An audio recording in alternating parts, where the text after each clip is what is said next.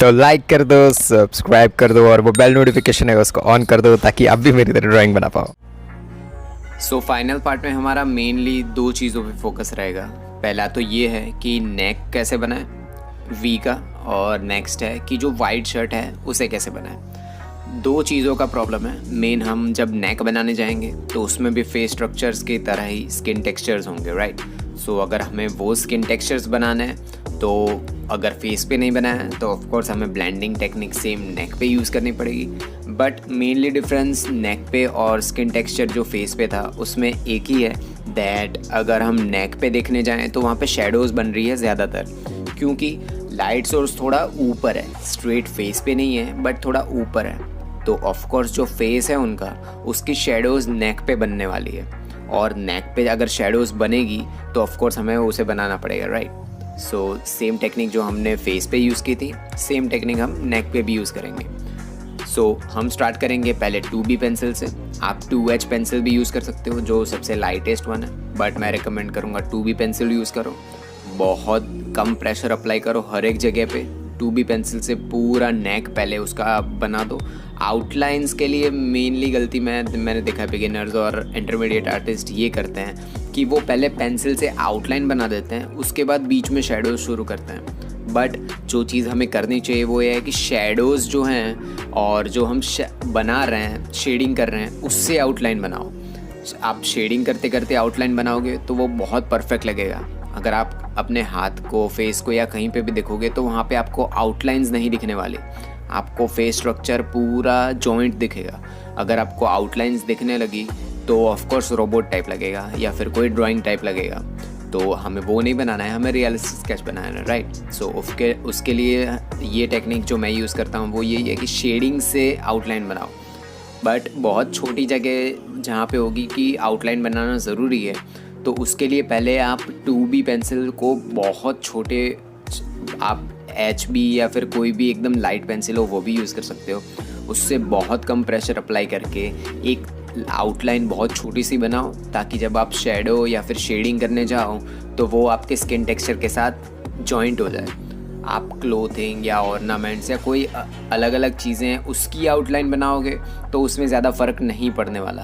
But आप face structure या फिर स्किन टेक्सचर कहीं पे भी है उसमें आउटलाइंस बनाने जाओगे तो ऑफकोर्स वो दिख के आने वाला है। तो ये गलती आपको नहीं करनी है बिल्कुल भी, इस चीज़ों पे फोकस रखना है, तभी आपका रियलिस्टिक स्केच बनने वाला है। बाकी ड्राइंग तो हमेशा हर लोग बना लेते हैं, ग्रेड मेथड यूज़ करो, आपको ड्राइंग तो वैसे भी मिल जाने वाली है।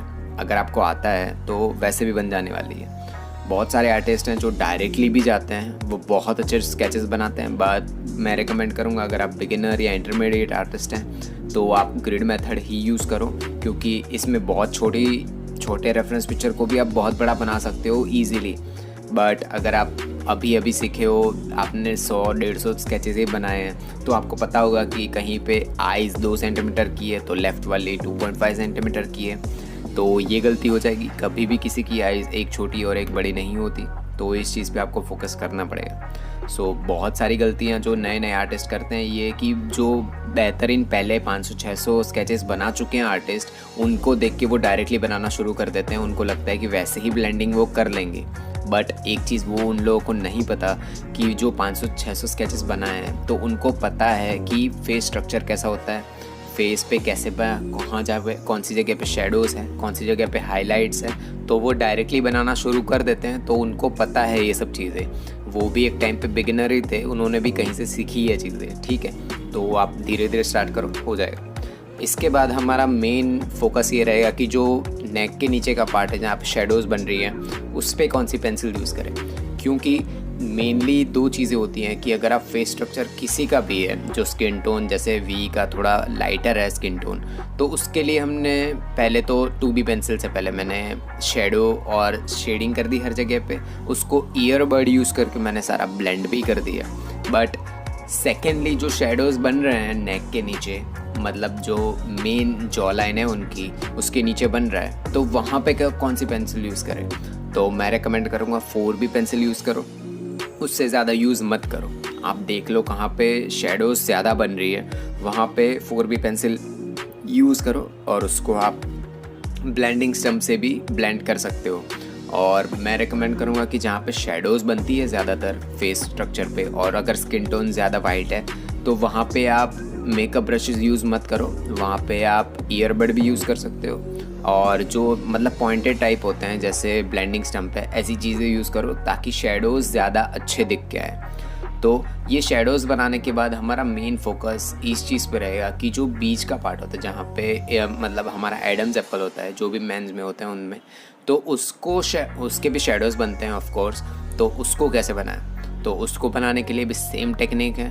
बीच का थोड़ा बहुत पार्ट जहाँ पे एडम्स एप्पल बनता है वहाँ पे थोड़ा बहुत आप रब कर सकते हो आपके रबर से, बट आपको फोकस करना पड़ेगा आपके रेफरेंस पिक्चर पे कि कहाँ पे डिटेल्स आपको दिख रही है। वो डिटेल्स लेके आप स्केचेस बनाना शुरू कर दो और वो इरेज करना शुरू कर दो। सो सेकेंडली ये चीज़ है कि जो शर्ट पहन रखा है वो टोटली वाइट है, और ऑफ कोर्स अगर वाइट है तो उसके आउटलाइंस कैसे बनाएंगे फिर, क्योंकि अगर हम आउटलाइंस नहीं बनाएंगे तो वो और हमारा जो पेपर है ड्राइंग पेपर वो तो इक्वल लगने लगेंगे और लगेगा कि सिर्फ फेस बनाया है, कुछ पे मतलब शर्ट या कुछ है ही नहीं। ठीक है, तो उसके लिए मैं रिकमेंड करूँगा कि 2B पेंसिल से थोड़ी बहुत आउटलाइंस बना दो, और शेडोज़ हमें बनानी है तो वाइट के पीछे का पार्ट है, जो मतलब अगर जो स्ट्रेट हमारा पोर्ट्रेट खड़ा है तो उसके पीछे का जो पार्ट है उसको शेडो कर दो, या फिर बैकग्राउंड बनाना शुरू कर दो।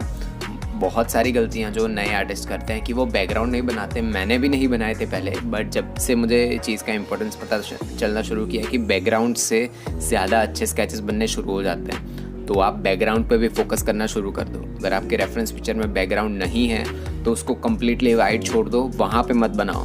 But most of the time ऐसा होता है कि कोई भी रेफरेंस पिक्चर आप लोगे तो उसमें कुछ ना कुछ बैकग्राउंड होता ही है। तो अगर आपके पास टाइम है बनाने का तो वो बैकग्राउंड को भी बनाना शुरू कर दो। थोड़ा पेशेंस रखो ताकि आपको ज़्यादा से ज़्यादा अच्छा बनाना पड़े। सो ये चीज़ें आपको ध्यान रखनी पड़ेगी कोई भी पोर्ट्रेट स्केचिंग जिनका स्किन टोन बहुत ज़्यादा वाइट है वो बनाने के लिए। और मैंने पहले दोनों पार्ट में भी ये चीज़ डिस्कस की थी कि अगर स्मूथ स्किन टेक्सचर है तो उसको कैसे शेडो करें और उसको कैसे बनाएं, क्योंकि मोस्ट ऑफ द टाइम ऐसा होता है कि वाइट हेयर्स हैं जो कम्प्लीटली गोल्डन है या एकदम वाइट कलर के हैं, उनको कैसे बनाना है, उनको कैसे टैकल करना है। क्योंकि ब्लैक कलर के हेयर्स तो बनाना थोड़ा बहुत ईजी हो जाता है क्योंकि डायरेक्ट पेंसिल ही यूज़ करनी है, बट अगर थोड़ा लाइट कलर के हेयर्स हैं तो उसको कैसे बनाएं वो थोड़ा बहुत हार्ड होता है, तो उस पर भी फोकस किया जाता है। अगर आपने वो पार्ट नहीं देखे तो फर्स्ट और सेकंड पार्ट लिंक में मैंने दे रखे हैं, डिस्क्रिप्शन में ही दे रखे हैं, तो उस पर भी फोकस करो। और फाइनली हम ये पिक्चर को एंड करेंगे डायरेक्ट शेडोज़ करके और मेकअप ब्रशेज़ यूज़ करके।